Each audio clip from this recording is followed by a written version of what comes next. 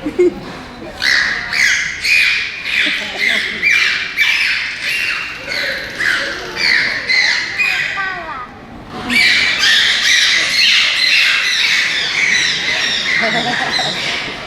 siellä Näsi ja Leevi ja Verraimmalta ottaa vuoronsa. Noin laumanjohtajan painava sana.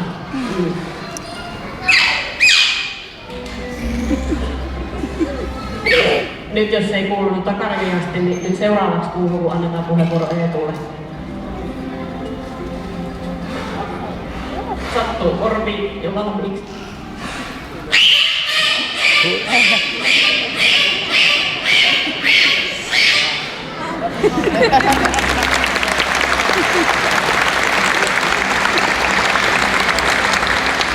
Kuulostaa varikselta, mutta on delfiini ja tässä yksi delfiini ihan koko komeudessaan.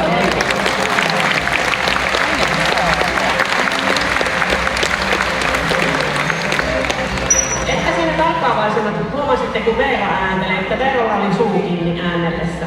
Nimittäin delfiinillä ääni ei tulekaan suusta, vaan se tulee tuolla päällä olevasta reiästä ja reikä näkyy paremmin, kun delfiinit saapuvat sinne lasille puhaltelemaan ilmatuppia. Eli tästä hengitysaukosta tulee delfiinillä ääni.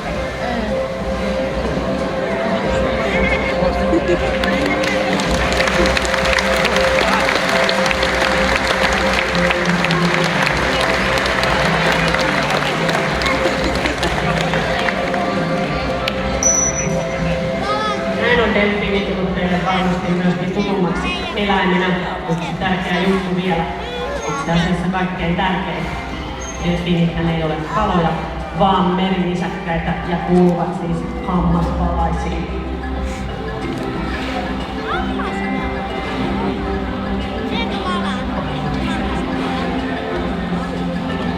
Ja jos ei mistään muusta kaloja ja palaisia erota toisistaan, niin seuraavaksi koiva konsti.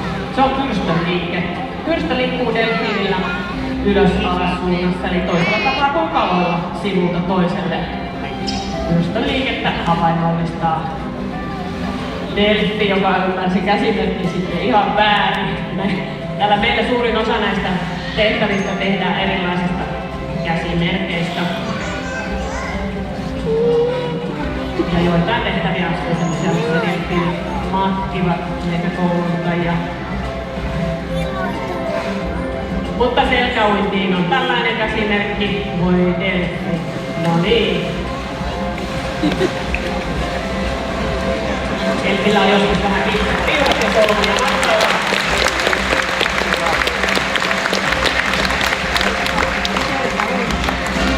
Omalla rauhallisella arvokkaalla tyylillään teille selkäuintia esitteli delfi.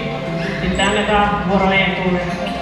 Näin näette eron 32-vuotiaan ja 15-vuotiaan delfiinin liikkumisessa.